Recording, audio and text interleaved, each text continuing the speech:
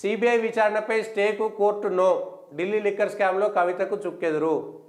పాపం ఈ enforcement directorate కేసులో సంబంధించి లిక్కర్ స్కామ్లో కూడా నన్ను అరెస్టు చేయొద్దు, నళిని చిదంబరంకి సంబంధించినటువంటి కేసు ద్వారా విచారణ చేయాలనేటువంటి దాంట్లో సుప్రీంకోర్టుకి వెళ్ళి కొంతకాలం పాటు వెసులుబాటు తెచ్చుకున్నటువంటి కవితను చివరి రోజుకు దాకా చూసి ఆ సుప్రీంకోర్టు ఏదైతే కొద్ది కాలం పాటు వెసులుబాటు ఇచ్చిందో అన్ని రోజుల పాటు ఎదురు చూసి చివరి రోజు తీసుకొని అరెస్ట్ చేసేసి వాళ్ళ తిహార్ జైల్లో ఉన్నారు కవిత.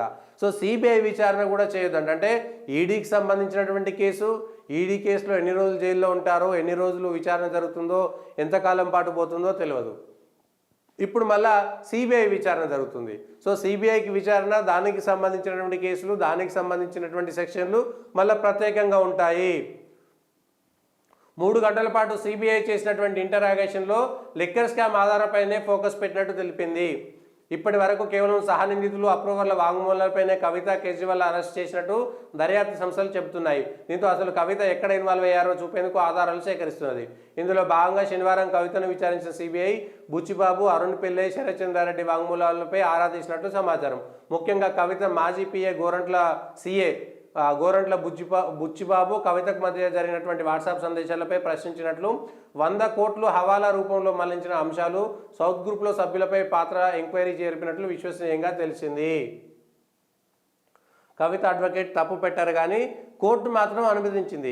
సిబిఐ విచారణ చేయొచ్చు, దీంట్లో ఎటువంటి వెసులుబాటు కల్పించడానికి అవకాశం లేదు అనేటువంటిది. సో ఇప్పుడు సిబిఐ కూడా విచారణ చేస్తుంది.